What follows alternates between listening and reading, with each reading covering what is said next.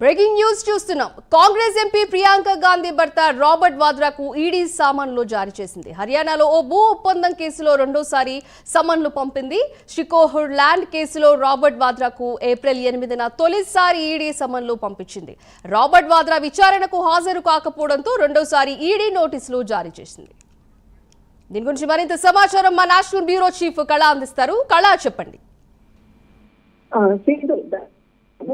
Camp సంబంధించినవి హర్యానాలో ఒక అంటే భూమికి సంబంధించినటువంటి మనీ లాండరింగ్ కేసులో రాబర్ట్ వాద్రాకు సమన్లు జారీ చేసింది. ఇది రెండవసారి. గత వారం ఈడీ సమన్లు జారీ చేసింది. అయితే ఈడీ ఎదురుగా తను అంటే ఈడీకి సమన్లు జారీ చేసిన తర్వాత దీనికి వెళ్ళకపోవడంతో వారంలోనే రెండవసారి ఈడీ సమన్లు జారీ చేసింది. అయితే ముఖ్యంగా ఏదైతే హర్యానా మనీ ల్యాండ్ సంబంధించినటువంటి ఏదైతే అంశం ఉందో, ముఖ్యంగా గత 2005 నుంచి 2006లో జరిగినటువంటి ఈ భూ స్కామ్ కు సంబంధించినది అక్కడ దీని అంటే ఈ ఒప్పందాల అవకతవకలు జరిగాయని అంటూ నూహ్ నివాసి అంటే అక్కడ హర్యానాలో ఉన్నటువంటి నూహ్ నివాసి సురేందర్ శర్మ మొట్టమొదటిసారిగా దీనిపైన ఫిర్యాదు చేయడంతో ఎఫ్ఐఆర్ నమోదు చేయబడింది. అప్పటి నుంచి కూడా దీనికి సంబంధించినటువంటిది మొత్తం అంతా కూడా ఒక పొలిటికల్ గా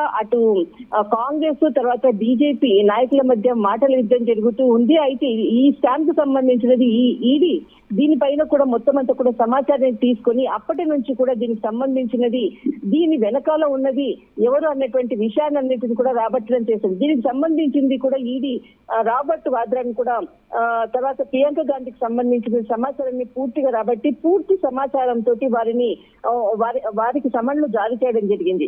అయితే దీంట్లో ఏదైతే భూ వివాదానికి సంబంధించినటువంటి ఏదైతే వాద్రా ఈ హర్యానాలో ఉన్నటువంటి గుర్గావ్ అనేది ఒక రియల్ ఎస్టేట్ ప్లేస్ అన్నమాట. మొత్తం ఇండియాలోనే గుర్గావ్ అనేది ఒక ఐటీ ప్రొఫైల్ ఉన్నటువంటి ప్లేస్ లో ఈ యొక్క స్కామ్ సంబంధించినటువంటి మనీ లాండరింగ్ కేసు కి సంబంధించినటువంటి కీలకమైనటువంటి ప్లేస్. అయితే దీనిలో వాద్రా తనకు రియల్ ఎస్టేట్ వ్యాపారులతోటి కొందరితో కొంత భూమిని కొనడము, దానిలో తన యొక్క సన్నిహితులు కొంతమంది ఉన్నారు, వారికి అంటే నామినీగా వారి పేర్లను పెట్టడము, తర్వాత వారు ఇక్కడ ఇండియా నుంచి కూడా పారిపోవడం అన్నటువంటి విషయాలన్నిటిపై కూడా ఈడీ దృష్టి సారించింది. ముఖ్యంగా దీనికి సంబంధించినటువంటిది అంటే ఏదైతే మనీ లాండరింగ్ కేసులో ఉన్నటువంటి దాదాపు ఒక 5 ఎకరాలకు సంబంధించినటువంటి పూర్తి సమాచారాన్ని దీన్ని ఎవరు కొన్నారు, దీన్ని కొన్నటువంటి వ్యక్తి ఎవరు, తర్వాత ప్రియాంక గాంధీ కొన్నటువంటి ఎకరాలు ఎన్ని, తర్వాత వీరు దీనికి ఎవరికి అంటే దీనికి డబ్బులు ఎంత, దీనికి ఎవరికి ఇచ్చారు అన్నటువంటి పూర్తి సమాచారాన్ని రాబట్టింది. అయితే వాద్రాకు సంబంధించినటువంటిది 2 స్నేహితులు ఇందులో కీలకంగా వ్యవహరించారు.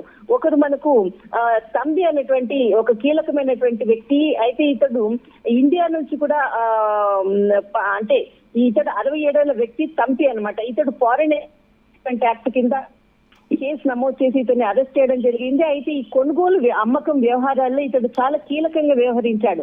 అయితే దీనికి సంబంధించినటువంటిది మరొక వ్యక్తి ఇతడు బండారి. అయితే ఈ వాద్రాకు అతి సన్నిహితమైనటువంటి మిత్రులు తంపి తర్వాత బండారి.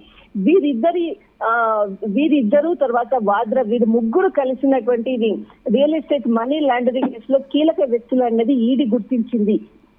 ఎప్పుడైతే భండారిని తర్వాత తంపిని అరెస్ట్ చేయడానికి ఈడీ సమన్లు అరెస్ట్ చేసేటటువంటి నేపథ్యంలోనే వెంటనే భండారి యూకే పారిపోవడం జరిగింది. అక్కడ చాలా ఆస్తులను కూడా కూడగట్టుకున్నారన్నటువంటి సమాచారాన్ని కూడా ఈడీ పూర్తి సమాచారాన్ని అక్కడ ఉన్నటువంటి ఏ ఆస్తులను సంపాదించాడు తర్వాత పూర్తి సమాచారాన్ని కూడా ఈడీ మొత్తం అంతటి కూడా వాకప్ చేసేసి తర్వాత ఇక్కడ ఏదైతే తంబి అనేటువంటి ఇతడు కూడా చాలా కీలకమైనటువంటి వాద్రాకు వీరిద్దరు కూడా రాబర్ట్కు చాలా సన్నిహితులు.